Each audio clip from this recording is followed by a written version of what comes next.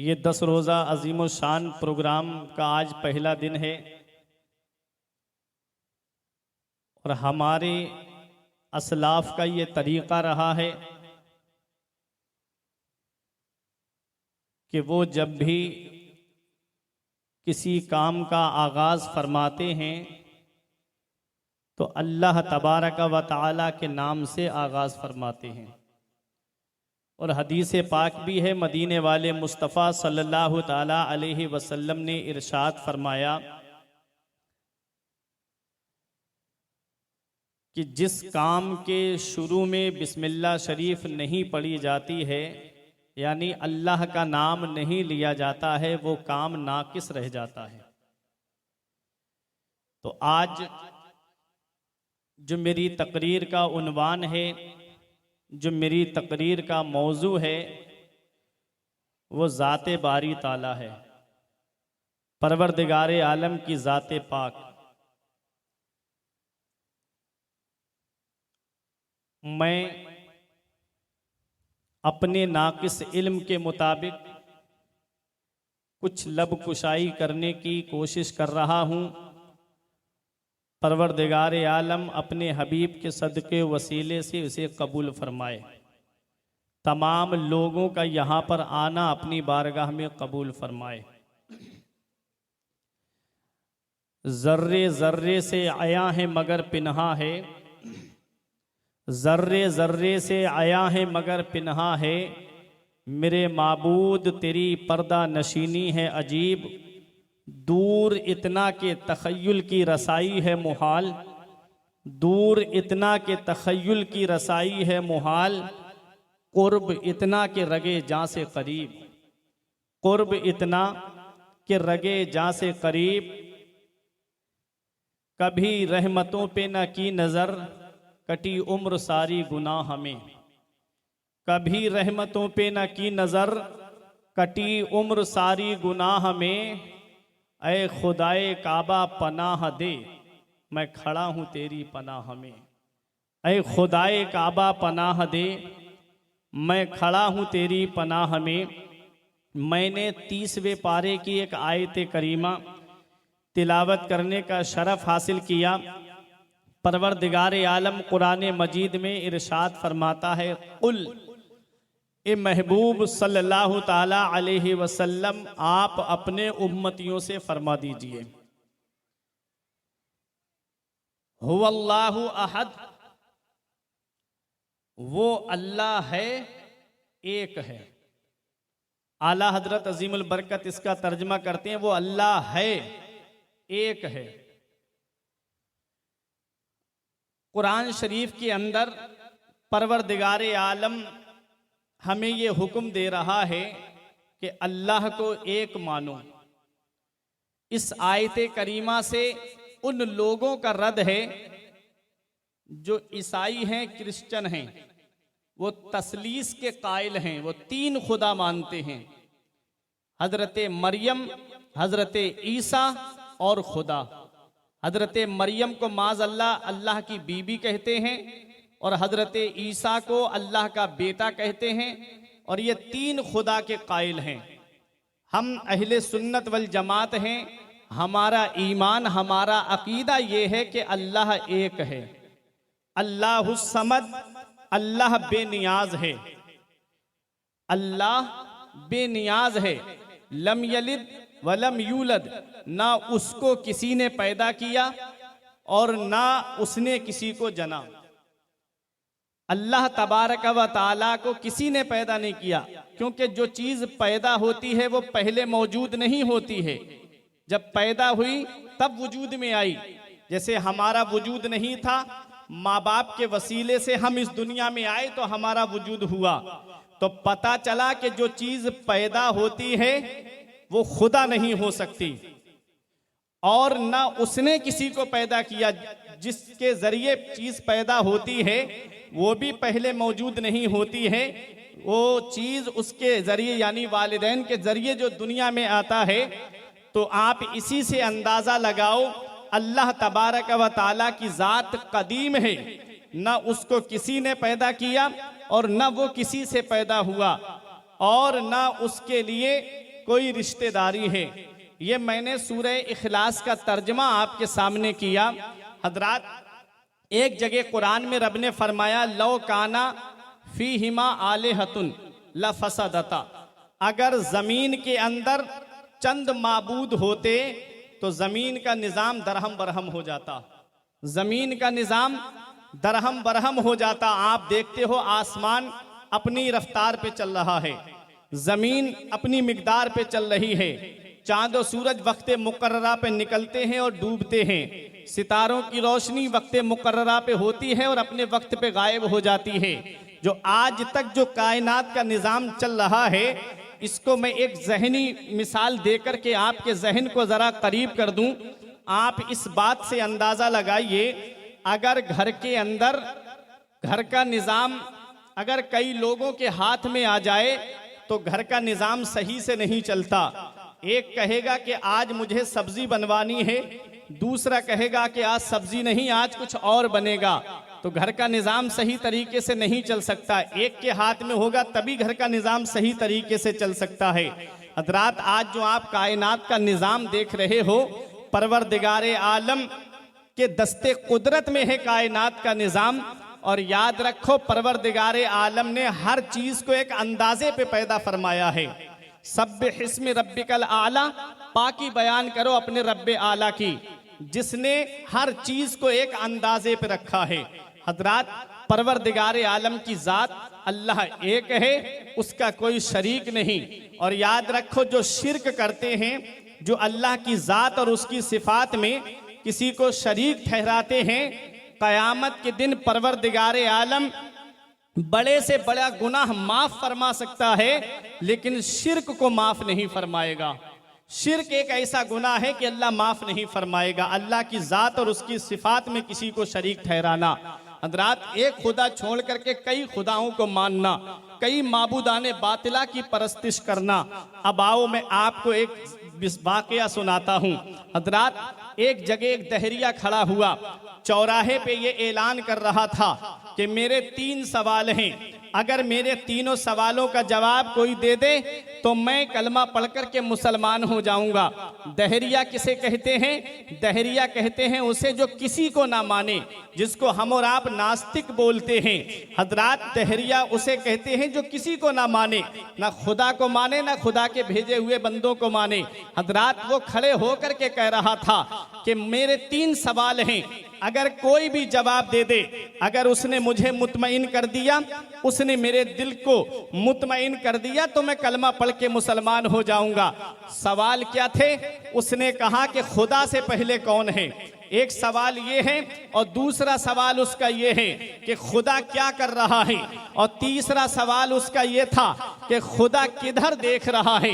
ये 3 सवाल थे। अब ये जवाब तो वही दे सकता है ना कि जिसने खुदा को देखा हो, या जो खुदा को देख रहा हो कि अब खुदा क्या कर रहा है, खुदा किसको देख रहा है। बड़े से बड़े आलिम खड़े हुए हैं, लेकिन कोई सवाल का जवाब नहीं दे रहा है। एक छोटा सा बच्चा मदरसा पढ़ करके आ रहा था। हज़रात, वो बच्चा भी कैसा अजमत वाला बच्चा था, वो बच्चा भी कैसी शान वाला बच्चा था। हज़रात, उस बच्चे को कोई मामूली बच्चा ना समझो, वालिद का हाथ पकड़े हुए खड़ा है और भीड़ लगी हुई है, एक इज़्दिहाम है लोगों का, और वहां भीड़ में खड़े होकर के वो दहरिया ऐलान कर रहा है, कोई भी मेरे सवाल का जवाब दे दे। हज़रात, उस बच्चे ने कहा, क्या इसके सवाल का जवाब मैं दे दूं? हज़रात, बड़े बड़े उलमाए किराम खड़े हुए थे। किसी ने कहा कि इतने बड़े बड़े उलमाए किराम खड़े हुए हैं और तू सवाल का जवाब देगा? हज़रात, तो किसी ने कहा कि सवाल है, कोई भी जवाब दे सकता है। वो बच्चा आगे आया और वो दहरिया ऊंची जगह पे बैठा हुआ था। उस बच्चे ने कहा, पहले ये बता, सवाल का जवाब देने वाला बड़ा होता है या सवाल करने वाला बड़ा होता है? बोला, सवाल का जवाब देने वाला बड़ा होता है। उसने कहा, तू नीचे उतर, मैं ऊपर बैठूंगा। वो बच्चा ऊपर जाकर के बैठा। उस बच्चे ने कहा, अब बता तेरा सवाल क्या है? उसने कहा कि मेरा पहला सवाल ये है कि खुदा से पहले कौन है। हज़रात, उसने कहा, बच्चे ने जवाब दिया, तू 10 से लेकर के 1 तक गिनती गिन, उल्टी गिनती गिन। जब उसने 10 से उल्टी गिनती गिनना शुरू की, 10, 9, 8, 7, 6, 5, 4, 3, 2, 1, अब एक पे आकर के अटक गया, कहा इसके आगे भी बढ़। बोले एक से पहले कुछ नहीं है। उस बच्चे ने कहा कुल हु अल्लाहु अहद, अल्लाह एक है और अल्लाह से पहले कोई नहीं है। परवरदिगार आलम की जात वो जात है जिसने सबको पैदा किया है और उसकी जात कदीम है। एक सवाल का जवाब, थोड़ी रौनक आई लोगों के चेहरे पर। अब दूसरा सवाल कहा, दूसरा सवाल क्या है? कहा दूसरा सवाल मेरा ये है कि खुदा किधर देख रहा है? कहा कि एक चिराग जलाया जाए। चिराग जलाया जाता है, चिराग रोशन हो जाता है। उस बच्चे ने कहा अब मुझे ये बता, इस चिराग की रोशनी किधर है? पूरब की तरफ है या पश्चिम की तरफ है? शिमाल की तरफ है या जुनूब की तरफ है? ऊपर की समत है या नीचे की समत है? बता इसकी रोशनी किधर जा रही है? उसने कहा इसकी रोशनी तो हर तरफ फैल रही है। उस बच्चे ने जवाब दिया अल्लाहु नूरुस समावाति वल अर्द। जब ये चिराग का नूर हर तरफ है, अल्लाह तबारक व तआला की जात नूर है और अल्लाह का नूर सारी कायनात में है। दो सवालों के जवाब, तीसरे सवाल का जवाब। कहा तीसरा सवाल क्या है? कहा तीसरा सवाल यह है मेरा कि इस वक्त खुदा क्या कर रहा है? कहा तू कहां बैठा हुआ था? कहा मैं ऊपर बैठा हुआ था। कहा अब कहां पर है? कहा नीचे है। कहा कि सुन, मेरा खुदा तुझे जलील कर रहा है और ऊपर बिठा करके मुझे इज्जत अता फरमा रहा है। उसकी समझ में बात आ गई और अपने गुनाहों से तौबा करता है और कलमा पढ़कर के सच्चा पक्का मुसलमान बन जाता है। वो बच्चा कौन है जिसने तीनों सवालों के जवाब दिए थे? आज उसी बच्चे को सारी दुनिया इमाम आजम अबू हनीफा के नाम से जानती है और इमाम आजम अबू हनीफा शरीयत के चारों इमामों में से एक इमाम है और सबसे बड़े इमाम का नाम इमाम आजम अबू हनीफा है। जिस इमाम की मसाइल में हम और आप पैरवी करते हैं, मसाइल शरीया में जिस इमाम की हम पैरवी करते हैं, जिनके वजह से हम हनफी कहलाते हैं, उसी इमाम का नाम इमाम आजम अबू हनीफा है। तो पता चला खुदा एक है, उसका कोई शरीक नहीं। हज़रात, अल्लाह तबारक व तआला की जात वाजिबुल वजूद है। हमें हर हाल में अल्लाह का शुक्र अदा करना है। हमें हर हाल में उसकी इबादत करनी है। हमें हर हाल में उसकी बंदगी करनी है। हज़रात, परवरदिगार आलम कुरान मजीद में इरशाद फरमाता है, एक आयत करीमा जिसको मैंने अपना मौजूए सुखन बनाया। रब कुरान में फरमाता है व इज़ ताज़ना रब्बुकुम, और याद करो ऐ बनी इसराइल, याद करो अपने रब के उन एहसानों को जो एहसान परवरदिगार आलम ने तुम्हारे ऊपर किए। लइन शकरतुम लअज़ीदन्नकुम, अगर तुम मेरा शुक्र अदा करोगे, अल्लाह फरमाता है अगर तुम मेरा शुक्र अदा करोगे तो मैं तुम्हारी नेमतें बढ़ा दूंगा। अगर तुम मेरा शुक्र अदा करोगे तो मैं तुम्हारी नेमतें बढ़ा दूंगा। लइन कफरतुम, और अगर तुमने मेरी नेमतों की नाशुक्री की, इन्ना अजाब लशदीद, तेरे रब का अजाब बहुत सख्त है। इन्ना अजाब रब्बी लशदीद, तेरे रब का अजाब बहुत सख्त है। अगर मेरे नेमतों की नाशुक्री की तो तुम्हारे रब का अजाब बहुत सख्त है। अब मदीने वाले मुस्तफ़ा इरशाद फरमाते हैं, जब बंदा अल्लाह की अता करदा नेमतों का शुक्रिया अदा करता है तो परवरदिगार आलम उसकी नेमतें बढ़ा देता है, और जो बंदा नाशुक्री करता है अल्लाह ताला उसकी नेमतें छीन लेता है। अब जरा गौर करें, अल्लाह तबारक व तआला ने हमको कितनी नेमतों से नवाजा है। कभी आपने गौर किया? कयामत के दिन मेरा रब तुमसे सवाल करेगा। सूरह तकासुर पढ़ो, अलहाकुमुत तकासुर हत्ता ज़ुरतुमुल मकाबिर कल्ला सौफ़ा तअलमून सुम्मा कल्ला सौफ़ा तअलमून। रब कुरान में फरमाता है माल की कसरत ने तुम्हें गाफिल रखा, हत्ता ज़ुरतुमुल मकाबिर, यहां तक कि तुमने कब्रों के चेहरे देख लिए। माल की हवस इंसान को गाफिल रखती है। 1 लाख रुपए हो गए 2 लाख हो जाएं, 2 लाख हो गए 3 लाख हो जाएं, मकान बन गया टाइल लग जाए, टाइल लग गई पत्थर लग जाए, पत्थर लग गया अब इसमें और डेकोरेशन आ जाए। इंसान कीमती जिंदगी को अपनी मकान की नजर कर देता है, अपने रब की इबादत नहीं करता, जवानी में अपने रब को भूल गया है। हजरात, परवरदिगार आलम कयामत के दिन इंसानों से सवाल करेगा, सुम्मा लतुसअलुन्ना यौमइज़िन अनिन नईम, फिर तुमसे नेमतों के बारे में सवाल किया जाएगा। अल्लाह ने कितनी नेमतें हमें अता फरमाई हैं, कभी हम इस पे गौर नहीं करते। अल्लाह ने बेशुमार नेमतें हमें अता फरमाई हैं। सबसे पहले अपने वजूद को आप देख लो, अल्लाह ने तुम्हारे वजूद में कितनी नेमतें अता फरमाई हैं। ये उलमाए किराम तशरीफ फरमा है। शेख सादी अलैहि रहमा की तसव्वुफ में 2 किताबें हैं, एक किताब गुलिस्ता, दूसरी किताब का नाम बोस्ता है, जो पहली जमात में पढ़ाई जाती हैं, फारसी की किताबें हैं। उसके अंदर पहले ही सफ़े पे लिखा है दीवाचे में शेख सादी ने कि हर वो सांस जो अंदर जाती है अल्लाह का एक शुक्र वाजिब है, बाहर आती है अल्लाह का दूसरा शुक्र वाजिब है। अब मुझे बताओ मौलवी के जिंदा दिल मुसलमानों, तुम दिनों रात में कितनी सांसें ले रहे हो और कितना अल्लाह का शुक्र अदा कर रहे हो। ये सांस अंदर जाए और बाहर ना आए तो मुझे बताओ इंसान जिंदा नहीं रह सकता, और बाहर से अंदर ना जाए तब भी इंसान जिंदा नहीं रह सकता। हम कभी इस पे गौर करते हैं हमारे रब ने हमें कितनी नेमतों से नवाजा है। ये हाथ अल्लाह की नेमत है, ये पैर अल्लाह की नेमत है, ये जुबान अल्लाह की नेमत है, ये आंखें अल्लाह की नेमत हैं, ये कान अल्लाह की नेमत हैं, ये दांत अल्लाह की नेमत हैं। आप कभी अपने वजूद पे गौर कर लिया करो, ये सर के बाल अल्लाह की नेमत हैं, ये पैर के नाखून अल्लाह की नेमत हैं। बेशुमार नेमतों से मेरे रब ने हमको नवाजा। हाथ क्या है उससे पूछो जिसके पास हाथ सलामत नहीं, पैर क्या है उससे पूछो जिसके पास पैर सलामत नहीं, ये जुबान क्या है उससे पूछो जिसके पास बोलने की कुव्वत नहीं, ये कान क्या है उससे पूछो जिसके पास सुनने की ताकत नहीं, ये दांत क्या है उससे पूछो कि जो बुढ़ापे की दहलीज पे पहुंच करके नकली दांत लगा करके खाना खाता है फिर भी सुकून से खाना हजम नहीं कर पाता, फिर भी सुकून से खाने को चबा नहीं पाता। अब मुझे बताओ प्यारे मुसलमानों, ये आंखें अल्लाह की कितनी बड़ी नेमत हैं, अल्लाह तबारक व तआला की इतनी बड़ी नेमत है कि एक बंदा ऐसा कयामत के दिन आएगा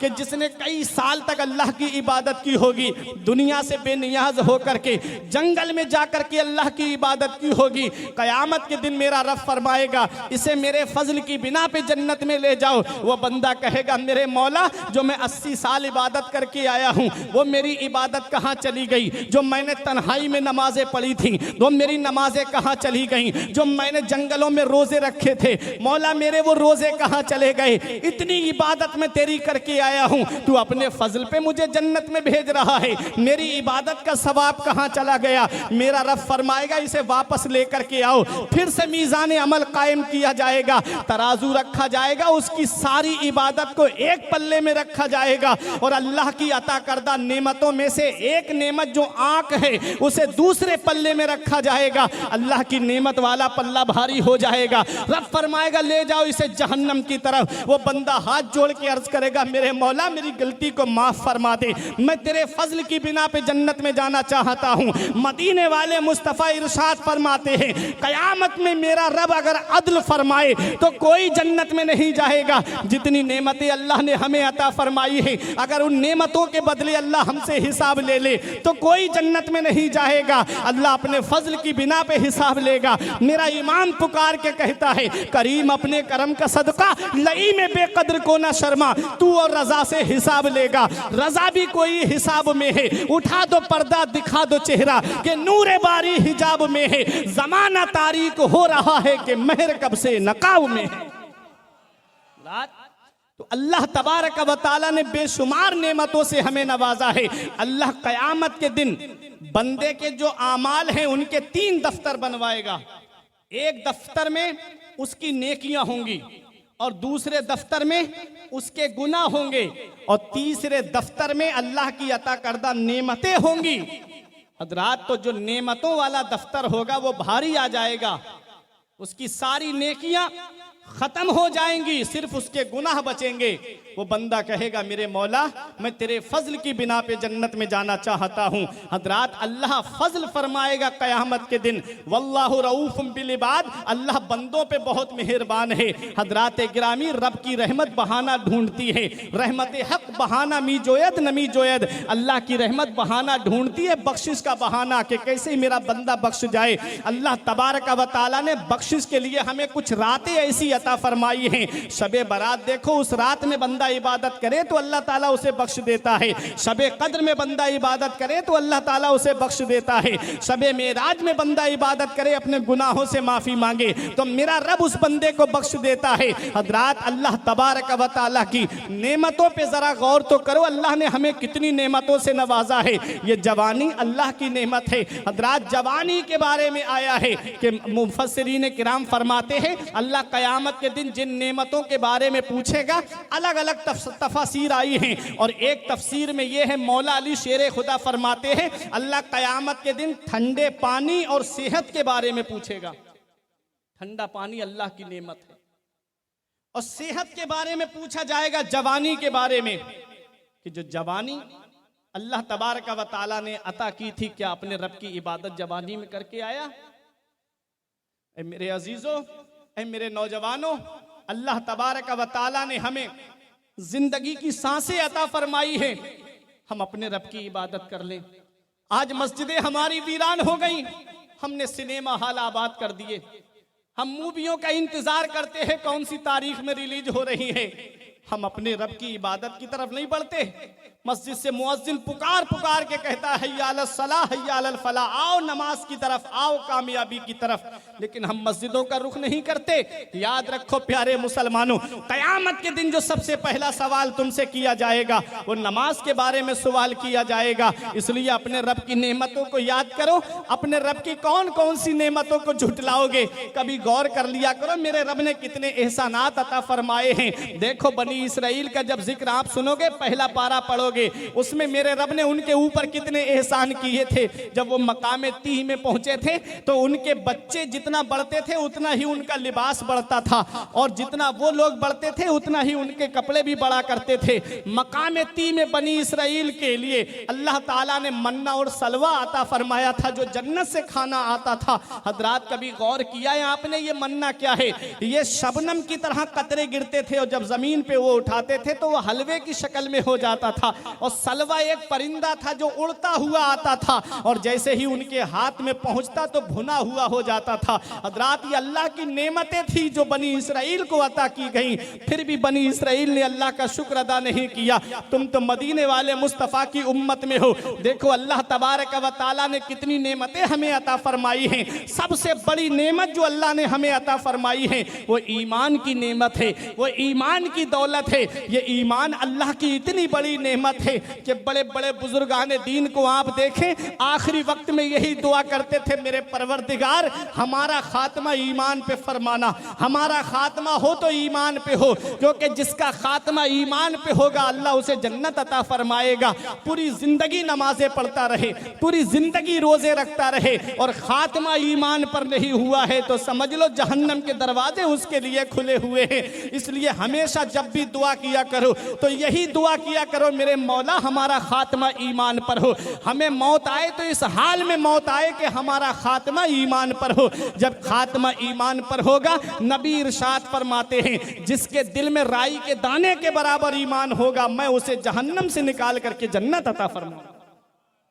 राई के दाने के बराबर जिसके दिल में ईमान होगा उसे जन्नत अता की जाएगी। रात परवरदिगार आलम ने कुरान मजीद में इरशाद फरमाया ईमान के ताल्लुक से कि ईमान कितनी बड़ी नेमत है।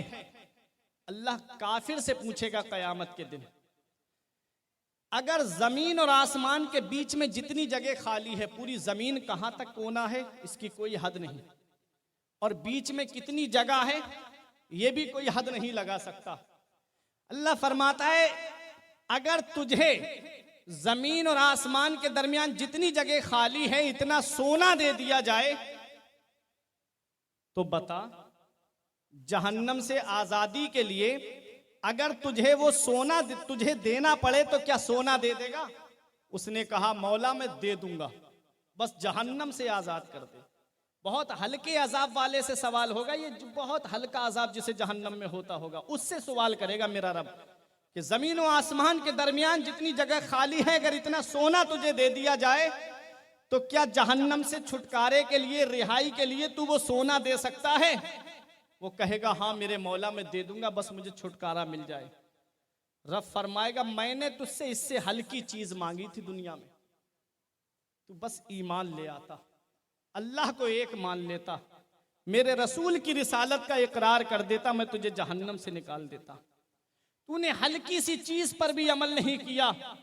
प्यारे मुसलमानों, अब बताओ सोना कितना कीमती है, और फिर इतना, लेकिन इसकी कोई कीमत नहीं ईमान के सामने, इसकी कोई कीमत नहीं अकीदे के सामने।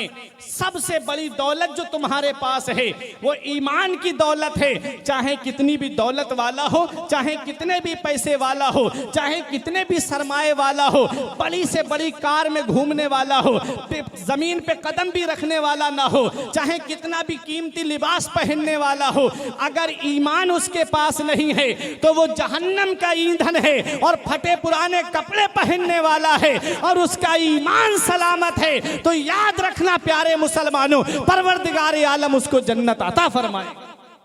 तो ईमान सबसे बड़ी दौलत है। वो ईमान की दौलत इतनी बड़ी नेमत है, अल्लाह ने वो हमको अता फरमाई। वो नेमत के साथ साथ सबसे बड़ी नेमत जो उसका प्यारा महबूब है, मदीने वाले मुस्तफ़ा सल्लल्लाहु ताला अलैहि वसल्लम, वो हमको अता फरमाए। और हम अपनी किस्मत पे नाज करते हैं कि हम उस नबी की उम्मत में पैदा हुए हैं कि जिस नबी की आमद की बशारत हजरत नूह अलैहिस्सलाम ने दी। वो उस नबी की उम्मत में हम पैदा हुए हैं कि जिनके वसीले से आदम अलैहिस्सलाम की तौबा कबूल हुई। हम उस नबी के उम्मत में पैदा हुए हैं कि जिस नबी के सदक़े में इब्राहीम अलैहिस्सलाम पर आग गुलजार हो गई थी। हम उस नबी के सदक़े, हम नबी के उम्मती हैं कि जिस नबी के नूर की वजह से इस्माईल अलैहिस्सलाम के हल्क पर छुरी नहीं चली। हम उस नबी की उम्मत में पैदा हुए हैं कि मूसा पैगंबर ने कहा था मौला मुझे नबी ना बनाता, मुझे मोहम्मद रसूल अल्लाह का उम्मती बना देता। हम उस नबी की उम्मत में पैदा हुए हैं कि ईसा अलैहिस्सलाम जिस नबी की आमद की बशारत देते हैं, कहते हैं मेरे मौला मैं उस नबी की बस आमद की खबर दे रहा हूं दुनिया में जाकर के, जो तेरा पैगंबर आएगा।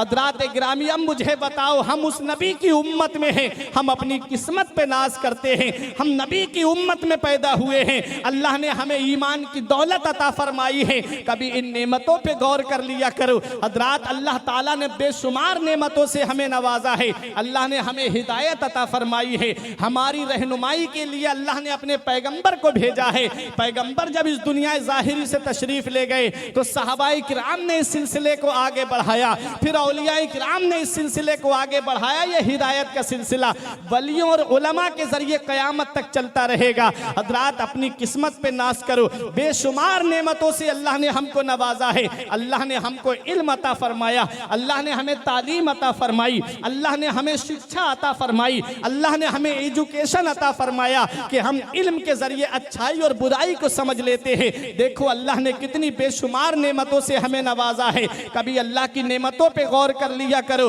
कभी जाकर के कब्रिस्तान में लेटे हुए उन लोगों की भी फरियादें सुन लिया करो जो कहते थे कि हम कल से नमाज पढ़ेंगे, जो कहते थे कि हम कल से अल्लाह का शुक्र अदा करेंगे। आज वो कब्रिस्तान में लेटे हुए कोई उनकी फरियादें सुनने वाला नहीं है। तुम्हारे पास जिंदगी की सांसें मौजूद हैं, तुम्हारे पास में अभी जिंदगी की जो डोर चल रही है, इसलिए जिस दिन ये डोर कट गई कोई सहारा देने वाला नसीब नहीं होगा। इसलिए अभी जिंदगी की सांसें चल रही हैं। अपने रब को राजी कर लो, अपने रसूल को राजी कर लो। रब तुम्हारा राजी हो गया, रसूल तुमसे राजी हो गए तो दुनिया की बहारें तुम्हारे लिए है, कब्र का आराम तुम्हारे लिए है, जन्नत के नजारे तुम्हारे लिए है।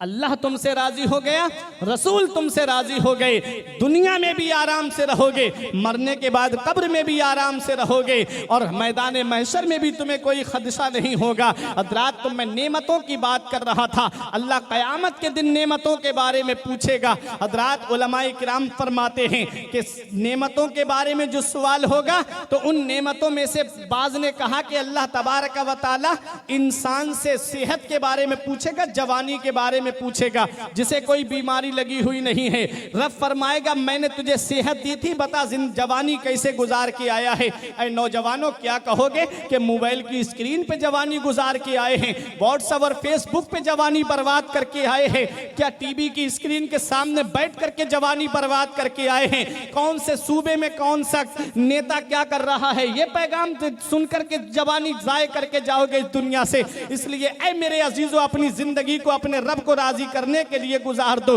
रब तुम्हारा राजी हो गया, कोई तुम्हारा कुछ नहीं बिगाड़ पाएगा।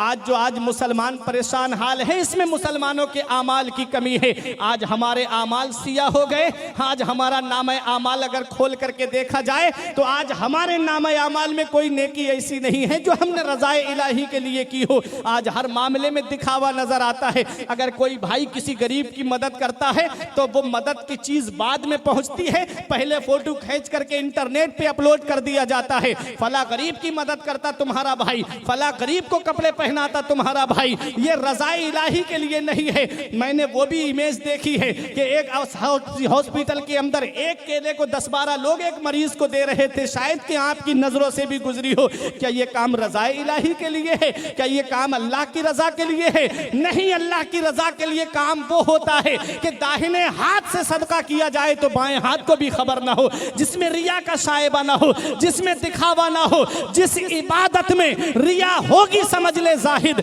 जिस इबादत में रिया होगी समझ ले जाहिद, मार दी जाएगी मुंह पर वो इबादत तेरी। इसलिए यार मेरे प्यारे मुसलमानों, अपने रब को राजी करने के लिए काम करो। नमाज पढ़ो तो रब को राजी करने के लिए पढ़ो और अपने रब की बारगाह में हमेशा शुक्राने के नवाफिल अदा करते रहो। कि मदीने वाले मुस्तफ़ा इरशाद फरमाते हैं कि परवरदिगारे आलम ने नूह अलैहिस्सलाम से कहा, दाऊद अलैहिस्सलाम से पहला सवाल किया कि ए दाऊद मेरी नेमतों का शुक्रिया अदा किया करो। तो दाऊद अलैहिस्सलाम ने कहा मौला मैं तेरी नेमतों का शुक्रिया कैसे अदा कर सकता हूँ? तूने इतनी नेमतें अता फरमाई हैं और मैं जिससे शुक्रिया अदा करूंगा। शुक्रिया अदा किससे किया जाता है? जुबान के जरिए किया जाता है या हाथों के जरिए किया जाता है। मिसाल के तौर पर हाजी साहब मुझे कोई चीज अता करें, मैं जुबान से कहूं आपका शुक्रिया या मैं हाथ से कहूं आपका शुक्रिया। इंसान जुबान या हाथ के जरिए ही तो शुक्रिया अदा करता है। दाऊद अलैहिस्सलाम ने कहा मेरे मौला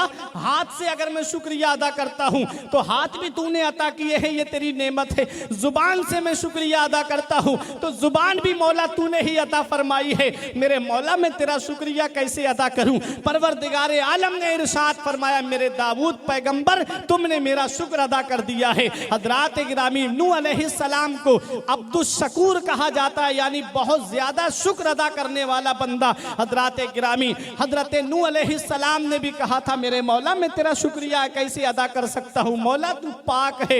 हजरत नूह अलैहिस्सलाम की आदत करीमाना थी, खाना खाने के लिए बैठते तो अल्हम्दुलिल्लाह कहते, जब पानी पीते तो अल्हम्दुलिल्लाह कहते, कपड़ा पहनते तो अल्हम्दुलिल्लाह कहते, जब चलते तो अल्हम्दुलिल्लाह कहते, हर मामले में अल्हम्दुलिल्लाह कहते। हजरत गिरामी इसलिए उनका नाम अब्दुश शकूर रख दिया गया था, बहुत ज्यादा अल्लाह का शुक्र अदा करने वाला बंदा।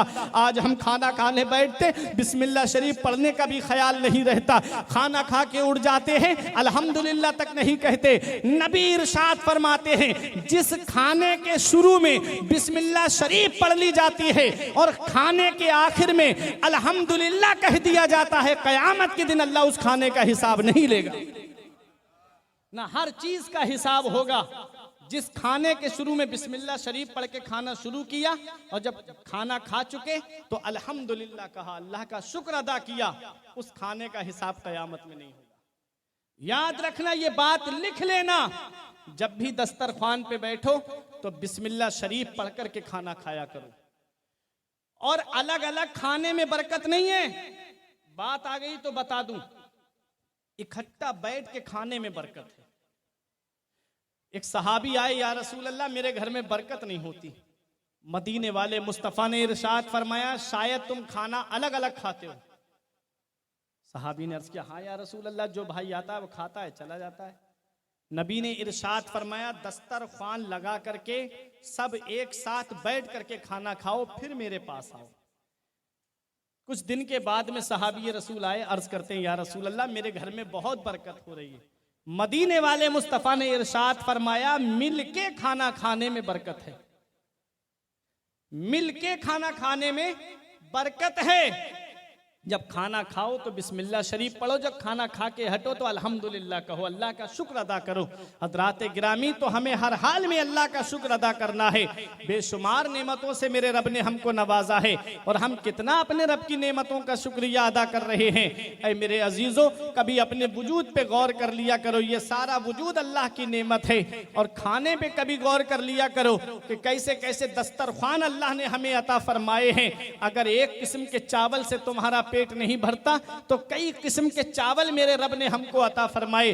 कभी 11-21 का चावल, कभी बासमती का चावल, कभी सरवती का चावल, कभी नौबहार का चावल, किस्म किस्म के चावल अल्लाह ने हमको अता फरमाए कि अगर एक किस्म का चावल तुम्हें अच्छा नहीं लगता तो दूसरे किस्म के चावल से अपना पेट भर ले और अल्लाह का शुक्र अदा कर। कई दालें अल्लाह ने हमको अता फरमाई, एक किस्म की दाल से हमारा पेट भर जाता, लेकिन अलग अलग दाल अल्लाह ने हमको अता फरमाई। कहीं मसूर की दाल है, कहीं उड़द की दाल है, कहीं अरहर की दाल है, अलग अलग किस्म की दालें हैं, जो तुझे अच्छी लगे वो खा ले। कभी गौर किया करो अपने दस्तरख्वान पर, एक किस्म की सब्जी से हमारा पेट भर जाता, उस रब ने कितनी किस्म की सब्जियां हमें अता फरमाई, अलग अलग किस्म के साग हमें अता फरमाए। उस रब ने हमें कितनी नेमतों से हमें नवाजा है। कभी हमको एक किस्म के फल से हमारा पेट पल जाता, भर जाता, सिर्फ सेब हमारे लिए होता, पेट भर जाता। उस रब ने हमें अनार अता किए, उस रब ने हमें नाशपाती अता की, उस रब ने हमें मौसमी फल अंगूर अता किए, उस रब ने हमें तरबूज अता किया, खरबूजा अता किया। कितनी किस्म की नेमतों से उस रब ने हमें नवाजा है। कभी गौर कर लिया करो, फ्रूट अल्लाह ने हमें अता फरमाए, इनके जूस अल्लाह ने हमको अता फरमाए। कभी ड्राई फ्रूट पे आप गौर कर लिया करो, कहीं किशमिश है, कहीं बादाम है, कहीं छुआरा है, कहीं अखरोट है। इतनी किस्म की नेमतों से मेरे रब ने हमको अता नवाजा है। कभी गौर कर लिया करो कितनी नेमतें अल्लाह ने हमें अता फरमाई हैं। हम कितना अपने रब का शुक्र अदा कर रहे हैं, कितने अपने रब की हम नेमतों का शुक्रिया अदा कर रहे हैं। हर चीज का हिसाब कयामत के दिन देना है, हर चीज का जवाब हमें कयामत के दिन देना है। अल्लाह ने कितनी नेमतों से हमें नवाजा है। कभी आप देखा करो, ये औलाद अल्लाह की नेमत है। औलाद जिसके पास नहीं है उससे पूछो औलाद अल्लाह की कितनी बड़ी नेमत है। ये माँ बाप अल्लाह की बहुत बड़ी नेमत है, उससे पूछो जिसके सर से माँ बाप का साया उठ गया है। ये भाई अल्लाह की कितनी बड़ी नेमत है, उससे पूछो जब कोई इसके ऊपर हमला करता है तो ये भाई हैं जो उसके आगे ढाल बन करके खड़े हो जाते हैं। कभी गौर किया करो, ये बहनें अल्लाह की नेमत हैं, उनसे पूछो जिनसे मोहब्बत करने वाली बगैर मतलब की कोई बहन नहीं है। उनसे पूछो ये बहनें अल्लाह की कैसी नेमत है।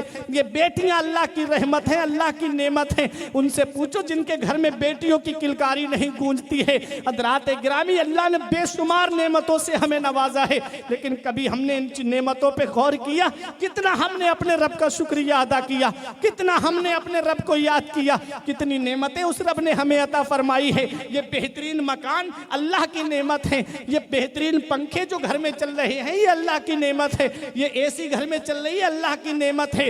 हर चीज अल्लाह तबारक व तआला ने बेशुमार नेमतों से हमें नवाजा, लेकिन हमने कितना उसका शुक्र अदा किया? कभी अपने वजूद पे गौर किया करो मेरे मुसलमान भाइयों। ये दुकानों पे बैठ करके एक दूसरे की बुराइयों में तो मेरा कौम का मुसलमान भाई वक्त बर्बाद करता है, लेकिन कभी मस्जिद में आके अपने रब को याद नहीं करता। कभी नेमतों पे गौर कर लिया करो, अल्लाह ने इतनी नेमतों से हमें नवाजा है।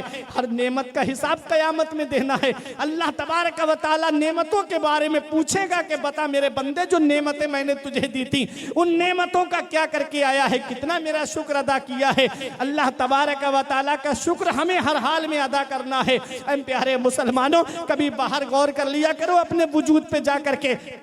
ये लाइट जो आप देख रहे हो, ये रोशनी में जो आप रह रहे हो, ये भी अल्लाह की नेमत है। ये आप देखते हो, हरियालियां देखते हो, घर में दरख्त देखते हो, ये भी अल्लाह की नेमत है। ये ऑक्सीजन का काम करते हैं। कभी गौर कर लिया करो कितनी नेमतें अल्लाह ने हमको अता फरमाई, लेकिन हमने अल्लाह की नेमत का शुक्र अदा करने के बजाय अल्लाह की इस खूबसूरत बनाई हुई दुनिया को गुनाह से भर दिया। आज आप देखें, आज हमारे यहाँ यूपी में मई जून की गर्मी में जो है शिद्दत की गर्मी पड़ती है, ऐसा लगता है जैसे आसमान से आग बरसती हो। ऐसी गर्मी में जब नैनीताल आप जाएंगे, जब आप नैनीताल में देखेंगे, कश्मीर में देखेंगे, वहां बर्फ गिर रही है, वहां पर जो है ठंडी ठंडी हवाएं महसूस हो रही हैं। हमको तो चाहिए था कि हम अल्लाह का शुक्र अदा करते। आज 1000 मजदूरों का काम ये एक कंप्यूटर कर रहा है। भाई ऑफिस में बैठ करके 1000 मजदूरों का काम अकेले ऑफिस में संभालता है। उसे चाहिए था कि मुसल्ला बिछा देता ऑफिस में और अपने रब का शुक्र अदा करता, मेरे मौला तूने कितनी नेमतों से मुझे नवाजा है। लेकिन अल्लाह का शुक्र अदा नहीं किया। ये मोबाइल अल्लाह की इतनी बड़ी नेमत है। मेरा भाई सऊदी में है, दुबई में है, कतर में है, अमेरिका में है। आज एक लम्हे में मैं उससे बात करके उसे अपने करीब पाता हूँ। मेरा भाई जो है इतनी दूर था, मैंने बात की, मुझे लगा मेरा भाई मेरे करीब है। मुझे तो चाहिए था कि मुसल्ला बिछाता, अपने रब की इबादत करता। मुझे चाहिए था कि मैं सजदे और बढ़ा देता और अपने रब की इबादत करता। लेकिन हुआ क्या, अल्लाह की इस खूबसूरत बनाई हुई दुनिया को जब लोगों ने गुनाहों से भर दिया, अल्लाह की बनाई हुई दुनिया को जब लोगों ने अय्याशियों से भर दिया, दार्जिलिंग में जिना, हिल स्टेशन पे जिना, कश्मीर की बागात, कश्मीर के खूबसूरत बागात के अंदर जब लोगों ने गुनाह करने शुरू कर दिए, जब कश्मीर की वादियों में लोगों ने गुनाह करने शुरू कर दिए, तो होना तो वही था। हल्का सा अजाब मेरे रब ने इस दुनिया में भेजा था। अभी 2 साल पहले जिसे दुनिया ने कोरोना का नाम दिया था, अमेरिका के एयरपोर्ट पे कुत्ते नाचने लगे, चाइना के एयरपोर्ट पे ताले पड़ गए। वो अमेरिका जिसका ये दावा था कि सबसे ज्यादा सुपर पावर मैं हूं, वो अमेरिका के वैज्ञानिक जिनका ये दावा था कि दुनिया में कोई बीमारी ऐसी नहीं बनी है कि जिसकी दवा मेरे पास मौजूद ना हो, आज 2 साल से ज्यादा का वक्त गुजर गया है, आज तक कोई उसकी दवा नहीं बना पाया। वो चाइना जिसका ये दावा था कि दुनिया का कोई भी सैंपल मेरे पास लेकर के आओ, उसकी नकल, उसकी कॉपी मुझसे लेकर के चले जाओ, आज 2 साल से ज्यादा का वक्त गुजर गया, लेकिन चाइना उसका जवाब ना दे सका, अमेरिका के वैज्ञानिक उसकी दवा ना बना सके। आज जो वैक्सीन आई तो यही दावा किया जाता है कि वैक्सीन लगवा ली है, लेकिन फिर भी सोशल डिस्टेंसिंग बना के रखो। एयरपोर्ट पे जाके देखो, अब भी मास्क इतना अनिवार्य है, अगर मास्क लगा हुआ नहीं है तो आपकी एंट्री नहीं हो सकती। रात जब मैं सोच में पड़ गया, जब दवाई आ गई तो फिर ये मास्क की क्या जरूरत, जब दवाई आ गई तो सोशल डिस्टेंसिंग की क्या जरूरत। कहा मौलाना दवाई तो आ गई है, ये दिल बहलाने के लिए आई है, अभी सच्चा सही तरीके से इसका इलाज नहीं हो पाया है, अभी कोई बीमारी ही नहीं समझ पाया है। हल्का सा अजाब आया था, खांसी, नजला, जुकाम और बुखार की शक्ल में, आज तक कोई इसका जवाब नहीं दे पाया। अदरात वो अमेरिका जिसका दावा था कि मैं सबसे ज्यादा सुपर पावर हूं, वो चाइना जिसका दावा था कि मैं हर चीज का सैंपल बना सकता हूं, अमेरिका के वैज्ञानिक घुटनों के बल गिर गए, अमेरिका के डॉक्टर घुटनों के बल गिर गए। मेरे रब ने दुनिया वालों को बता दिया, ये दुनिया वालों देख लो, तुम्हारे चाहने से कुछ नहीं होता है, वही होता है जो मंजूर खुदा होता है, वही होता है जो मंजूर खुदा होता है। बंदा हो, बंदा बन करके रहना, कभी भी तकब्बुर मत करना, कभी भी घमंड मत करना, कभी दौलत पे घमंड मत करना, कभी सेहत पे घमंड मत करना। मौला अली शेर खुदा फरमाते हैं, दौलत पे और सेहत पे कभी भरोसा मत करना, क्योंकि बीमारी आने में वक्त नहीं लगता और दौलत के जाने में वक्त नहीं लगता। ऐसी ऐसी बीमारी है कि हमने अमीरों को फकीर बनते हुए देखा है। इसलिए अल्लाह का शुक्र हर हाल में अदा किया करो। मेरे मौला तूने मुझे जो है वो बीमारियों से महफूज रखा है, तेरा हर हाल में शुक्र है। अपने रब की नेमतों का शुक्रिया अदा किया करो। अल्लाह तबारक व तआला ने जो नेमतें हमें अता फरमाई हैं, उन नेमतों का शुक्र अदा किया करो। मस्जिद में जाया करो तो सजदे किया करो, अपने रब को याद किया करो, अलग से नवाफिल पढ़ करके अपने रब को याद किया करो। मेरे मौला तूने बेशुमार नेमतों से मुझे नवाजा है, मौला मैं तेरा शुक्र कैसे अदा कर सकता हूँ। ए मेरे परवरदिगारे आलम, मैं कमा हक़ हूँ तेरा शुक्र अदा नहीं कर सकता। मैं अपनी जुबान से जो शुक्र अदा कर रहा हूं, मेरे मौला तू उस शुक्र को अपनी बारगाह में कबूल फरमा ले। हर हाल में हमें अल्लाह का शुक्र अदा करना है, हर हाल में हमें अपने रब को याद करना है, हर हाल में हमें अपने रब की इबादत करनी है। इसलिए ऐ मेरे अजीजों, अल्लाह कयामत के दिन नेमतों के बारे में पूछेगा, सुम्मा लतुसअलुन्ना यौमइज़िन अनिन नईम, फिर तुमसे नेमतों के बारे में सवाल होगा। जो नेमतें मैंने तुम्हें अता फरमाई हैं, उन नेमतों का क्या किया। आगे देखो, एक हदीस पाक पढ़ता हूं। मदीने वाले मुस्तफ़ा इरशाद फरमाते हैं, ला तज़ूलु क़दमा अब्दिन हत्ता युसअला अन अर्बईन, नबी इरशाद फरमाते कयामत के दिन बंदा हिसाब की जगह से 1 इंच नहीं हट सकता। हत्ता युसअला अन अर्बईन, यहां तक कि उससे 4 चीजों का सवाल होगा, और जब तक उन 4 सवालों के जवाब दे नहीं देगा 1 इंच नहीं हट सकता। नबी फरमाते हट ही नहीं सकता, अपनी जगह से वहीं खड़ा रहेगा। और रब फरमाएगा जवाब दे, अन उम्र ही फीमा अफना हो। अल्लाह कयामत में उम्र के बारे में पूछेगा, ये उम्र कहां फना करके आए, ये उम्र कहां गुजार करके आए, क्या जवाब दोगे? वहां अगर झूठ बोले तो झूठ नहीं चलेगा। कुरान में है सूरह यासीन शरीफ, रब फरमाता है यौमा नख्तिमु अला अफवाहिहिम व तुकल्लिमुना ऐदीहिम व तशहदु अर्जुलुहुम बिमा कानू यक्सिबून। उस दिन अल्लाह मुंह पे मोहर लगा देगा, हाथ गवाही देंगे, पैर गवाही देंगे। जिस आजा से गुनाह किया है वो आजा कयामत में गवाही देंगे। ऐ मेरे अजीजों, उम्र के बारे में पूछा जाएगा, ये उम्र कहां गुजारी। ऐ मेरे बुजुर्गों, ये सफेद दाढ़ी जो है इसको देख करके नसीहत हासिल करो। उमर फारूक आजम ने एक शख्स को सिर्फ इस काम के लिए लगाया था कि तू मुझे जहन्नम की याद दिलाते रहना। कई महीने तक याद दिलाता रहा, रोजाना रोते थे, सुबह सुबह वो याद दिलाता था। एक दिन कहा कि अब मत आना। उसने कहा हुजूर मुझसे कौन सी गलती हो गई, ऐसी मुझसे कौन सी खता हो गई कि आप मुझे मना कर रहे हैं, नौकरी से हटा रहे हैं। तो उमर फारूक आजम ने फरमाया अब तेरे आने की कोई जरूरत नहीं है, अब मुझे याद दिलाने के लिए मेरी दाढ़ी के अंदर जो बाल सफेद पड़ गए हैं यही काफी है। हजरत दाऊद अलैहिस्सलाम की दोस्ती, इमाम गजाली मुकाशिफतुल कुलूम में फरमाते हैं हजरत दाऊद अलैहिस्सलाम की दोस्ती मलकुल मौत से थी। जो मौत का फरिश्ता है हजरत इजराइल अलैहिस्सलाम, उससे दोस्ती थी दाऊद अलैहिस्सलाम की। आपके भी दोस्त होंगे, जब वो कोई काम करते हैं तो वो बता के जाते हैं कि नहीं फला जगह जा रहा हूं भाई, चलेगा। तो दाऊद अलैहिस्सलाम ने एक बात कही मलकुल मौत से कि जब तुम हमारी रूह निकालने के लिए आओ तो हमें पहले खबर कर देना। समझ रहे हैं आप? जब हमारी रूह निकालने के लिए आओ तो हमें पहले खबर कर देना। उन्होंने कहा ठीक है, चले गए। एक दिन आ गए रूह निकालने के लिए, तो दाऊद अलैहिस्सलाम ने कहा मैंने तो कहा था कि तुम मुझे बता देना। तो मलकुल मौत ने कहा मैंने 3 कासिद तुम्हारे पास भेजे थे। 3 कासिद। पहला कासिद ये कि तुम्हारे हाथों की हड्डियों ने जवाब दे दिया था, पैरों की हड्डियों ने जवाब दे दिया था। जब कमजोरी आई थी तब नहीं समझे कि ये दुनिया छोड़ के जाना है। मैंने दूसरा कासिद जो तुम्हारे पास भेजा वो तुम्हारे सफेद बाल थे, कि अब ये सफेद बाल जो काले थे, जो जवानी की निशानी थे, अब ये सफेद पड़ चुके हैं।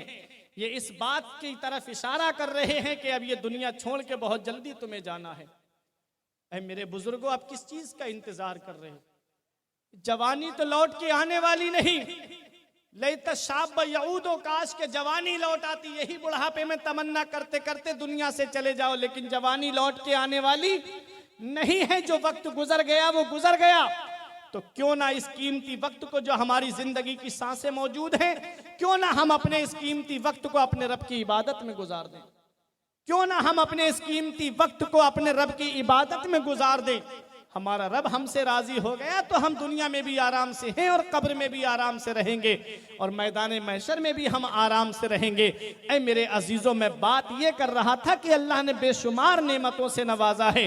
हजरात, उन्हीं नेमतों में से एक नेमत जो है वो जवानी है, उम्र है। अल्लाह उम्र के बारे में पूछेगा कि ये उम्र कहाँ गुजार के आए हो। अन शबाब ही फीमा अबला हो, और नौजवानों से उनकी जवानी के बारे में पूछा जाएगा कि जवानी जो दीवानी होती है, ये जवानी तुमने कहाँ गुजारी है। क्या गाड़ियां इधर से उधर दौड़ा करके जवानी गुजारी, क्या होटलों पे बैठ करके जवानी गुजारी, या शराब पी करके जवानी गुजारी, या अय्याशियों में जवानी गुजारी है, या मोबाइल की स्क्रीन पे नजरें गंदी करके जवानी गुजारी है। नौजवानों से जवानी के बारे में पूछा जाएगा, ये जवानी कहाँ गुजार के आए हो। कहीं चौराहों पे गुजारी तो नहीं है। इसलिए ऐ मेरे अजीजों, ये जवानी इस हाल में गुजार दो कि तुम्हारी पेशानी से तुम्हारे सजदों का नूर निकलता हुआ नजर आए, तुम्हारे रब की इबादत का नूर तुम्हारी पेशानियों से जाहिर होता हुआ नजर आए। इस हाल में अपनी जिंदगी गुजार करके जाओ। और देखो, 2 सवाल हो गए, तीसरा सवाल मेरा रब करे पूछेगा उस बंदे से, अन माल ही फीमा अनफकहू, उसके माल के बारे में पूछा जाएगा कि ये माल कहां से कमाया है और कहां खर्च किया है। माल के बारे में पूछा जाएगा, ये माल कहां से कमाया, कहीं किसी गरीब का हक मार के तो नहीं कमाया, कहीं किसी की जमीन पे नाजायज कब्जा करके तो नहीं कमाया, कहीं किसी के प्लाट पे कब्जा करके तो माल नहीं कमाया। कयामत के दिन मेरा रब माल के बारे में पूछेगा, ये माल तुमने कहां से कमाया और कहां खर्च किया। कहीं इस माल को हराम कामों में तो खर्च नहीं किया, कहीं इस माल से किसी को शराब तो नहीं पिलाई, कहीं इस माल से जिना के करीब तो नहीं गया, कहीं इस माल से हराम कामों के करीब तो नहीं गया, कहीं इस माल से डांस पार्टियां तो नहीं नचवाई, कहीं इस माल से बैंड बाजे तो नहीं बजवाए। ये माल कहां खर्च करके आया है। इसलिए ऐ मेरे अजीजों, इस माल को खर्च करना है तो राहे खुदा में खर्च करो, इस माल को खर्च करना है तो दीनी कामों में खर्च करो। ये माल तुम राहे खुदा में खर्च करोगे तो ये माल कयामत के दिन तुम्हें सवाब की शक्ल में अता किया जाए। और ये माल अगर हराम कामों पे खर्च किया है तो गुनाह की शक्ल में कयामत के दिन ये माल देखोगे। रब कुरान में फरमाता है, वमन यामल मिस्काला ज़र्रतिन खैरन यरा वमन यामल मिस्काला ज़र्रतिन शर्रन यरा। कयामत के दिन हल्की से हल्की नेकी भी तुम देखोगे और कयामत के दिन छोटे से छोटा गुनाह भी तुम कयामत में देखोगे। हर चीज का हिसाब कयामत के दिन होना है। रब 15वें पारे में फरमाता, नहनु अल्ज़मनाहु तायरहु फी उनुक़िही नुख़रिजु लहू यौमल क़ियामति किताबन यल्क़हु मंशूरा इक़रा किताबका। मेरा रब फरमाता है, हमने हर एक का नामा अमाल उसकी गर्दन में लटका दिया है, उसे कयामत के दिन खुली हुई किताब की तरह निकालेंगे। इक़रा किताबका, ले पढ़ ले अपनी किताब, पढ़ ले अपना नामा अमाल, आज तेरे लिए तेरा हिसाब ही काफी है। अल्लाहु अकबर। बंदे के नामा अमाल की किताब उसके सामने खोल के रख दी जाएगी, ले देख दुनिया में तू क्या करके आया है, क्या काम तूने दुनिया में किए हैं। अगर अच्छे काम किए होंगे तो सर फख्र से ऊंचा होगा, बुरे काम करके दुनिया से जाओगे तो सर शर्म से झुका हुआ होगा। इसलिए ऐ मोरवी के जिंदा दिल मुसलमानों, यही एक पैगाम में दे के तुम्हारे सामने से गुजरना चाहता हूं कि इस जिंदगी को इस हाल में गुजारो कि लोग तुम्हारे मरने की खुशी ना मनाएं कि बहुत अच्छा हुआ मर गया, बहुत जालिम था, बल्कि लोग तुम्हारे मरने का गम करें कि बहुत अच्छा इंसान था जो हमेशा दीनी कामों में बढ़ के हिस्सा लेता था, हमेशा लोगों की मदद करता था। इस हाल में जिंदगी गुजार करके जाओगे तो तुम दुनिया से चले जाओगे। मौलाना रूम फरमाते हैं, इंसान मर करके कब्र में चला जाता है और अच्छा इंसान लोगों के दिलों में चला जाता है, वो लोगों की जुबानों पे जिंदा रहता है। जब भी उसका तस्किरा आता है लोग उसे भलाई से याद करते हैं। इसलिए जिंदगी हमेशा भलाई के साथ गुजारो। तीसरा चौथा सवाल जो है वो आलिमों से पूछा जाएगा, उनके इल्म के बारे में पूछा जाएगा। शरीयत में किसी के लिए रियायत नहीं, शरीयत सबके लिए बराबर। आलिमों से उनके इल्म के बारे में पूछा जाएगा, जो इल्म हासिल किया था लोगों को उसकी नसीहत की कि नहीं की, लोगों को समझाया कि नहीं समझाया। तुम्हें आलिम बनाया गया था, तुम कौम के सरदार थे, तुम हाकिम थे कौम के, तुमने अपने जिम्मेदारी को कैसे निभाया। अल्लाहु अकबर। आलिम की फजीलत मदीने वाले मुस्तफ़ा फरमाते, फضलुल आलिम अलल आबिद का फضली अला अदनाकुम। नबी फरमाते, आलिम की फजीलत आबिद के ऊपर ऐसे है जैसे मेरी फजीलत तुम में सबसे अदना के ऊपर है। आलिम का मकाम, आलिम का मर्तबा, नबी इरशाद फरमाते, उगदू आलिमन औ मुतअल्लिमन औ मुस्तमिअन औ मुहिब्बन फला तकुनिल खामिस फतहलिक। नबी फरमाते, लोगों तुम सुबह इस हाल में करो कि तुम आलिम बन जाओ, तुम इस हाल में उठो कि तुम आलिम हो। अगर इल्म हासिल करके आलिम नहीं बन पाए तो आलिम से इल्म हासिल करने वाले बन जाओ, आलिम से तालीम हासिल करने वाले बन जाओ। एक सहाबी के ताल्लुक से मलकुल मौत आए और कहा, या रसूल अल्लाह, इनका इंतकाल होने वाला है, मैं इनकी रूह निकालने के लिए आया हूं। नबी ने इरशाद फरमाया, मेरे सहाबी थोड़ी देर बची है तुम्हारे इंतकाल में, तुम जो चाहो वो कर लो। उन्होंने अर्ज किया, या रसूल अल्लाह मैं घर जाऊंगा, माँ का चेहरा देखूंगा, बाप का चेहरा देखूंगा, मेरा घर दूर है, पहुंच भी पाया या नहीं पहुंच पाया, मैं तो आपकी बारगाह में हूं, मुझे कोई ऐसा अमल बता दीजिए जिसकी वजह से मैं जन्नत में चला जाऊं। मदीने वाले मुस्तफ़ा ने इरशाद फरमाया, तुम मुझसे इल्म हासिल करो, मुझसे मसाइल पूछो, मुझसे शरीयत को हासिल करो, मतलब तालिबे इल्म बन जाओ। मदीने वाले मुस्तफ़ा फरमाते हैं, जो इल्म हासिल करते हुए दुनिया से जाता है, अल्लाह ताला क़यामत के दिन उसको शहीदों का सवाब अता फरमाता है। ये इल्म हासिल करने की बात है। क़यामत में ये बहाना नहीं चलेगा कि मौला मैं काम में लगा हुआ था इसलिए इल्म हासिल नहीं कर पाया, नहीं। नबी ने फरमाया, उतलुबुल इल्मा मिनल महदी इलल लहद, इल्म दीन हासिल करो माँ की गोद से कब्र की गोद तक। कोई कैद नहीं है बुढ़ापे की या जवानी की या बचपन की, जिस उम्र में चाहो उस उम्र में इल्म हासिल करो। नमाज याद नहीं है, नमाज सीखो। कुरान शरीफ पढ़ना नहीं आता, कुरान शरीफ पढ़ना सीखो। आपको कलमे याद नहीं है तो कलमे अपनी मस्जिद के इमाम साहब से याद करो और उनसे पूछो और याद करो। अगर तुम्हें सूरह फातिहा याद नहीं है तो सूरह फातिहा पूछो और याद करो। हजरात, तो नबी फरमाते, या तो इस हाल में सुबह करो कि तुम आलिम हो, या इस हाल में सुबह करो कि तुम तालिबे इल्म हो। आगे नबी फरमाते हैं, ओ मुस्तमियन, अगर आलिम भी नहीं बन सकते, तालिबे इल्म भी नहीं बन सकते, तो कम से कम आलिम की बातें सुनने वाले बन जाओ। आलिम जो कह रहा है वो बातें सुनने वाले बन जाओ।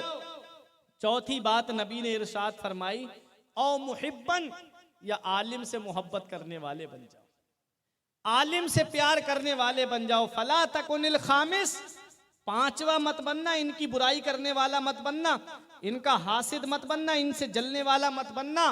फत्ताहलिक, वरना हिलाक हो जाएगा, वरना बर्बाद हो जाएगा। जो आलिमों की बुराई करते हैं, उनकी तौहीन करते हैं, वो बर्बाद हो जाते हैं, वो हिलाक हो जाते हैं।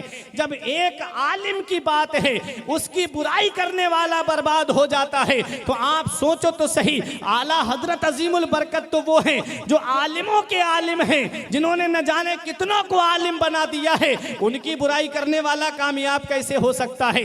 उनकी बुराई करने वाला मंजिल पे कैसे पहुंच सकता है? इसलिए ऐ मेरे अजीज, यही पैगाम है मेरा कि बुराई हम आम इंसान की नहीं कर सकते, वो तो फिर भी अल्लाह के वली हैं, वो तो फिर भी अल्लाह के महबूब हैं। इसलिए ऐ मेरे अजीजों, आलिम बनो या तालिबे इल्म बनो, या आलिम की बातें सुनने वाले बनो, या आलिम से मोहब्बत करने वाले बनो, इनकी बुराई करने वाले मत बनना, वरना बर्बाद हो जाओगे। हजरात, बात कहाँ से निकली? आलिमों से उनके इल्म के बारे में पूछा जाएगा, आलिमों से उनके इल्म के बारे में सवाल किया जाएगा।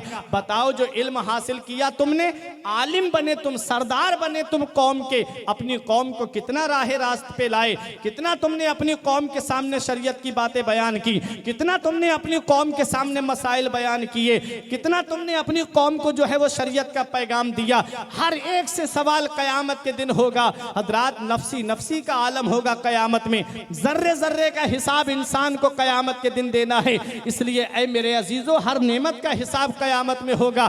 अल्लाह की नेमतों का शुक्रिया अदा किया करो, दस्तरखान पे बैठा करो तो अल्लाह की तस्बीह पढ़ा करो, अल्लाह का शुक्र अदा किया करो, अल्हम्दुलिल्लाह कहा करो। आप देखो 15वें पारे के बिल्कुल आखिर में दो भाइयों का जिक्र किया गया है, ये उलमाए किराम जानते हैं।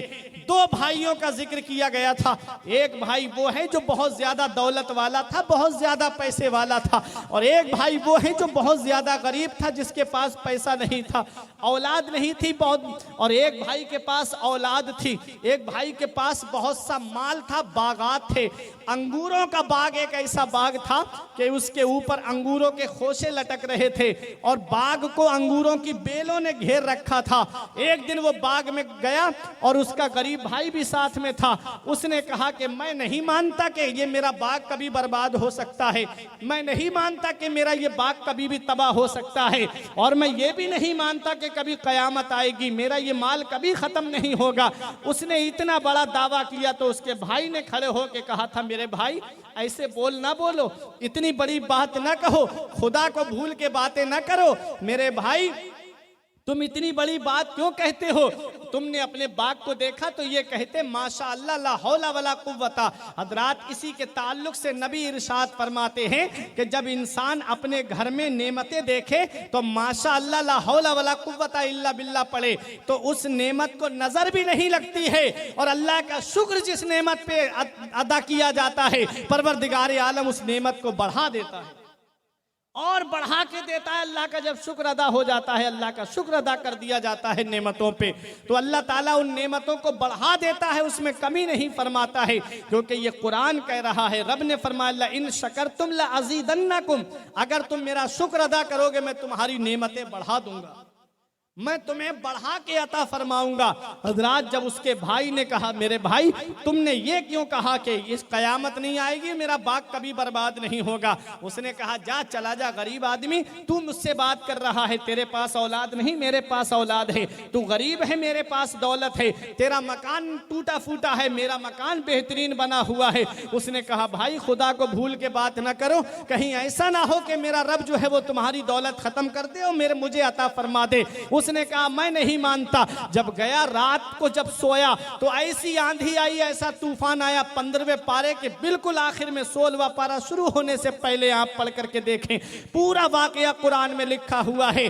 जब रात को आंधी आई, तूफान आया, ऐसी सख्त बारिश हुई कि जब वो सुबह को अपने बाग में गया तो पूरा बाग उल्टा पड़ा हुआ था, अंगूरों के खोसे जमीन पे गिर गए थे और पूरा बाग जो है वो तहस नहस हो चुका था। मकान गिरा, उसकी औलाद दब करके वहीं पर मर गई।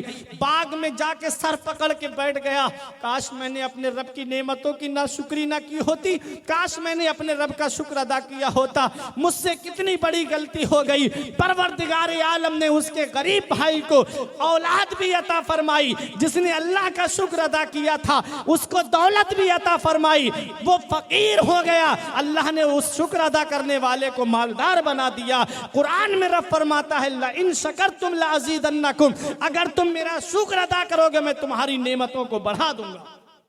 इसलिए हर हाल में अल्लाह का शुक्र अदा करो, हर हाल में अपने रब को याद करो, हर हाल में अपने रब की इबादत करो। मेरे रब ने हमको बेशुमार नेमतों से नवाजा है, अपने रब की नेमतों को याद कर लिया करो। इतनी बेहतरीन नेमतें हमें अल्लाह तबारक व तआला ने अता फरमाई हैं, उन नेमतों का शुक्रिया अदा किया करो और मस्जिद में जाकर के अपने रब की इबादत करो, अपने रब को याद कर लो। ये जवानी और ये उम्र जो तुम्हें दी गई है, ये पैदा जो तुम्हें किया गया है, वमा खलक़तुल जिन्ना वल इंसा इल्ला लियअबुदून, अल्लाह फरमाता है हमने जिन्नात और इंसान को सिर्फ अपनी इबादत के लिए पैदा किया है। सिर्फ हम इस दुनिया में जो आए हैं ये मकान बनाने के लिए नहीं आए हैं, बल्कि अल्लाह की इबादत करने के लिए आए। अल्लाह की इबादत हमें हर हाल में करनी है।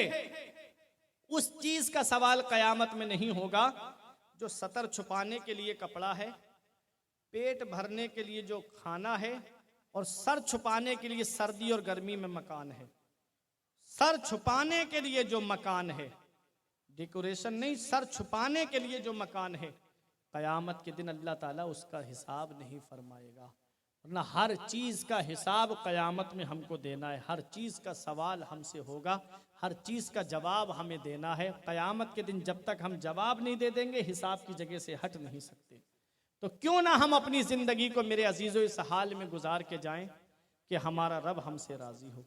ये मस्जिदें जो आज खाली हो गई, वीरान हो गई, मस्जिद तो बना ली शब भर में ईमा की हरारत वालों ने, मन अपना पुराना पापी था बरसों में नमाजी बन न सके। मस्जिद मरसिया ख्वाहें वो हिजाजी न रहे, यानी वो साहिब औसाफ हिजाजी ना रहे। गौर करो मेरे अजीजों, इस दुनिया में आए हो तो अपने रब की इबादत करो। जिस दिन ये जिंदगी की सांसें कट गई, जिंदगी की डोर कट गई, उस दिन घर वाले अजीजो अकरबा मनो मिट्टी के नीचे दफन करके कब्र में चले आते हैं। नबी ने फरमाया इंसान के 3 साथी हैं, एक वो जो मौत तक काम आता है, दूसरा वो जो मौत से कब्र तक काम आता है, तीसरा वो जो कब्र से हश्र तक काम आता है। जो मौत तक काम आता है वो उसका माल है। जब तक सांस है तब तक आस है, जब तक सांसें हैं तब तक माल से फायदा उठा सकते हो, और जैसे ही रूह निकली, माल की खासियत है कूद के दूसरे की झोली में चला जाता है। ये दौलत की खासियत है, ये पैसे की खासियत है कि जब तक रूह है आप फायदा उठा सकते हो माल से। जैसे ही सांसें टूटी, माल कूद के दूसरे की झोली में चला गया। बाप का इंतकाल हुआ, उस माल का बंटवारा औलाद में हो जाता है। औलाद नहीं है तो भाइयों में बंटवारा हो जाता है। होता है कि नहीं होता है? माल चला गया दूसरे के पास में, और दूसरा साथी वो जो मौत से कब्र तक काम आता है, वो है उसके घर वाले रिश्तेदार। कोई भी घर वाला कितना भी अजीज हो, मरने के बाद ये नहीं कहता कि चल बेटा कब्र में एक रात मैं तेरे साथ रुक जाता हूं, तू अकेले में डर जाएगा, तन्हाई में डर जाएगा। कोई नहीं कहता, बस कब्र के अंदर अकेला लिटा दिया।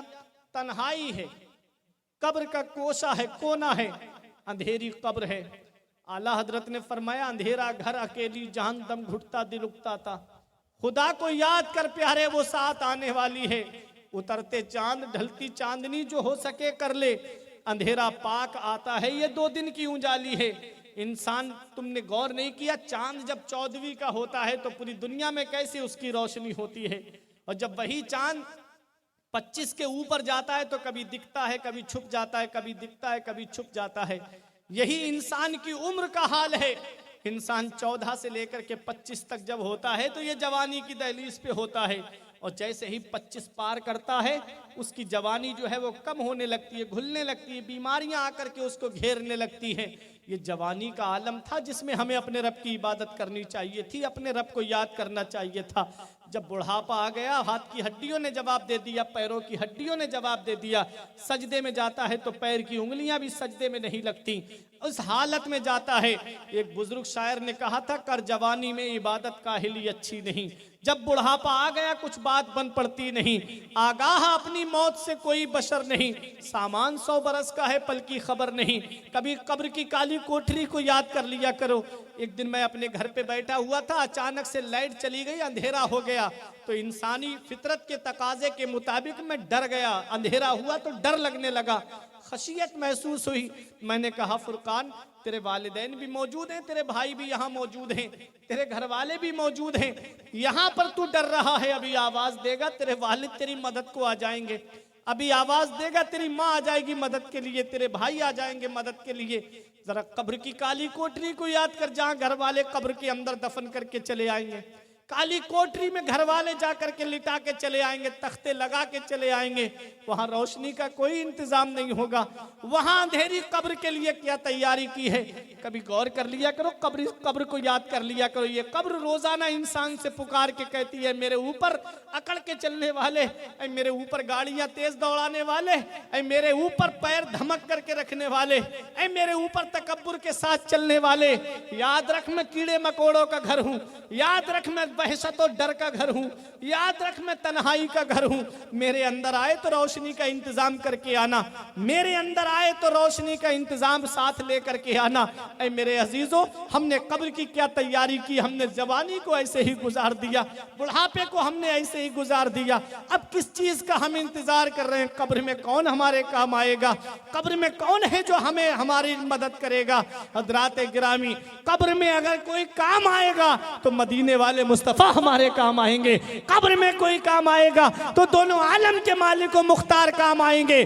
कब्र में सरकार आए तो मैं कदमों पे गिरूं, गर फरिश्ते मुझे उठाएं तो मैं उनसे यूं कहूं, अब तो पाए नाज से मैं फरिश्तों के उठूं। मर के आया हूं यहाँ इस दुलरवा के वास्ते, मैं इसलिए यहाँ कब्र में आया हूं कि जिंदगी में नबी का दीदार न कर सका, पूरी जिंदगी नबी पे सलाम पढ़ता रहा, नबी का दीदार नहीं हुआ। मौत ने मेरे ऊपर ये एहसान कर दिया कि मैं कब्र में पहुंचा हूं, मदीने वाले मुस्तफा का दीदार हो गया, अपने नबी का मैंने दीदार कर लिया है। कब्र में लहराएंगे ता हश्र चश्मे नूर के, कब्र में लहराएंगे ता हश्र चश्मे नूर के। जलवा फरमा होगी जब तलात रसूलुल्लाह की, अर्श हक है मसनदे रिफात रसूलुल्लाह की, देखनी है हश्र में इज्जत रसूलुल्लाह की। तो कब्र में आका का दीदार होगा। कब्र में रोशनी का क्या इंतजाम है, यही आखिरी बात बता रहा हूं।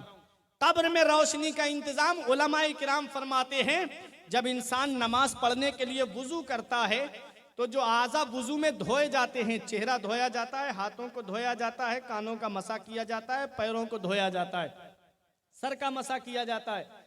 देखें जो आज़ाए वुजू हैं कब्र के अंदर वो रोशनी का काम करेंगे, वो कब्र में रोशनी का काम करेंगे, वो लाइट का काम करेंगे। नमाज पढ़ी होगी तभी तो कब्र में रोशनी होगी, रब की इबादत की होगी तभी तो कब्र में रोशनी होगी, और रब की इबादत ही नहीं की होगी तो कब्र में रोशनी कहां से होगी। इसलिए ऐ मेरे अजीजों, अगर कब्र में रोशनी चाहते हो तो अपने रब की इबादत करो, कब्र में आराम चाहते हो तो अपने रब की इबादत करो। अगर तुम चाहते हो कि कब्र में सुकून से कयामत तक सोना नसीब हो तो याद रखो अपने रब की इबादत करके जाओ, क्योंकि कब्र के अंदर जो है जब इंसान जाता है, जब नबी का आशिक जाता है तो कब्र उसको ऐसे दबाती है जैसे एक माँ अपने बच्चे को गोद में लेकर के दबाती है। और जब कोई ऐसा इंसान जाता है कि जो नबी की सुन्नतों पे अमल करने वाला नहीं, रब के फरमान पे अमल करने वाला नहीं, कब्र उसको ऐसे दबाती है कि इधर की पसलियां इधर हो जाती हैं और उधर की पसलियां इधर हो जाती है, एक दूसरे में पसलियां घुस जाती हैं। अब वहां मौत तो आनी नहीं है, कयामत तक यही हिसाब चलता रहेगा। याद रखो कयामत के दिन परवरदिगार आलम को हमें जवाब देना है और कब्र में हर चीज का हमें हिसाब देना है।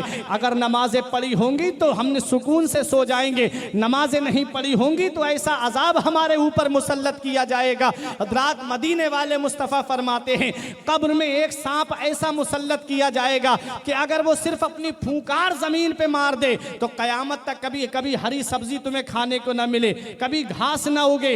ऐसा सांप कयामत के वो कब्र के अंदर इंसान बेनमाजी के मुसल्लत किया जाएगा। वो सांप इंसान के जिस्म में लपेटा लगा करके उससे पूछेगा फजर पड़ी है, अगर फजर पड़ी होगी तो जोहर तक छोड़ देगा, नहीं डसेगा।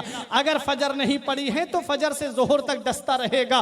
कौन काम आएगा हमारे। इसलिए ऐ मेरे अजीजों, ये दुनिया चंद दिन की है, क्यों ना ये इस दुनिया में रह करके अपने रब की इबादत करके चले जाओ, अपने नबी को राजी करके चले जाओ। हमारा रब हमसे राजी हो गया, नबी हमसे राजी हो गए, सजदे के निशान हमारी पेशानी पे है, सजदों की चमक हमारी पेशानी पे है। जब कब्र में जाएंगे तो फरिश्ते कह देंगे ये मदीने वाले मुस्तफा का गुलाम आ रहा, ये नबी का आशिक आया है।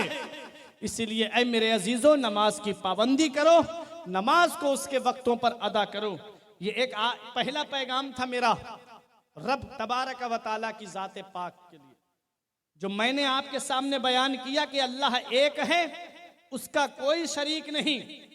अल्लाह ने जो नेमतें हमें अता फरमाई हैं, हमें अल्लाह की हर नेमत पे उसका शुक्र अदा कर, कमा हक़्क़हू हम शुक्र अदा नहीं कर सकते। नेमतें बेशुमार हैं, लेकिन जितनी हमारी इस्तिताअत है, जितनी हमारी ताकत है, हम उतना अपने रब का शुक्र अदा करें। खाना खाएं तो बिस्मिल्लाह शरीफ पढ़ें, खाना खा के उठें तो अल्हम्दुलिल्लाह पढ़ें, और जब कपड़ा पहने तो अल्हम्दुलिल्लाह कहें, जब गाड़ी पे बैठे तो अल्हम्दुलिल्लाह कहें, सफ़र में जाएं तो अल्हम्दुलिल्लाह कहें, नबी पे दुरूद पढ़ते रहें। इस हाल में जब हम दुनिया से जाएं, हमारा जाना हो तो रब का नाम, उसके महबूब का नाम हमारी ज़ुबान पे हो और हमें मौत आ जाए। इस हाल में जब हमें मौत आएगी तो यही कहा जाएगा कि लहद में इश्क़ रुखे शह का दाग लेके चले, अंधेरी रात सुनी थी चराग लेके चले। तेरे गुलामों का नक्शे कदम है राहे खुदा, वो क्या बहक सके जो ये सुराग लेके चले। जिना बनेगी मुहिब्बान चार यार की कब्र, जो अपने सीने में ये चार बाग लेके चले। तो मेरे अजीजों, ये एक पैगाम था, कुल हुवल्लाहु अहद। ऐ महबूब, आप ऐलान कर दो अल्लाह एक है, उसका कोई शरीक नहीं, अल्लाह बेनियाज है और न उसको किसी ने पैदा किया है, न वो किसी से पैदा हुआ है, न उसकी कोई रिश्तेदारी है। अल्लाह एक है, उसको एक मानो। अल्लाह वहदहू ला शरीक है, अल्लाह वाजिबुल वजूद है, उसकी ज़ात कदीम है, उसकी सिफ़ात कदीम है, सारी दुनिया हादिस है, अल्लाह की ज़ात कदीम है। ये एक पैगाम था। अल्लाह तबारक व तआला की बारगाह में यही दुआ है कि मेरे अर्ज करने में अगर कोई सबकत लिसानी की वजह से या बतकाज़ा बशरियत कोई गलती हो गई है, मौला मुझे माफ़ फरमाए। अस्तगफिरुल्लाह रब्बी मिन कुल्ले ज़ंबिन व अतूबु इलैहि। मेरे साथ मिलके कलमा तैयब पढ़े, ला इलाहा इल्लल्लाहु मुहम्मदुर रसूलुल्लाह सल्लल्लाहु ताला अलैहि वसल्लम। ये ज़िंदगी सवारिए, दिलशाद कीजिए, लम्हात ज़िंदगी के ना बर्बाद कीजिए। जब मकसद हयात इबादत खुदा की है, पढ़िए नमाज, मस्जिदें आबाद कीजिए। सभी के सामने, मोरबी वालों ये पैगाम है, सभी के सामने एक दिन जरूर आता है। ये हुस्न फानी है लेकिन गुरूर आता है। किसी क्रीम से पाउडर से कुछ नहीं होता, नमाज पढ़ने से चेहरे पे नूर आता है। किसी क्रीम से पाउडर से कुछ नहीं होता, नमाज पढ़ने से चेहरे पे नूर आता है। रही कली तो फूल खिलेंगे और कल इंशाअल्लाह फिर मुलाकात करेंगे। आज का पैगाम जो था अल्लाह तबारक व तआला की ज़ात के लिए था। कल जो मेरी तकरीर का उन्वान रहेगा, जल्दी आ जाइए आप, ज़्यादा वक्त में तुरंत आकर के बैठ जाऊंगा। जहाँ तक है 10 बज के या 10:15 बजे तक मैं बयान करूंगा। 10 बजे से इंशाअल्लाह जल्दी आ जाइए।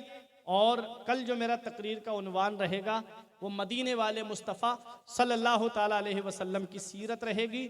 बहुत अच्छे गोशे कल इंशाअल्लाह मैं आपके सामने बयान करूंगा। इंशाअल्लाह अगर आपने अमल कर लिया तो मेरा ये दावा है कि हमारी दुनिया भी संवर जाएगी और हमारी आखिरत भी संवर जाएगी। हुजूर ने जिंदगी कैसे गुजारी वो मेरा उन्वान रहेगा। क्या हुजूर ने जिंदगी कैसे गुजारी अपनी और हम अपनी जिंदगी कैसे गुजार रहे हैं।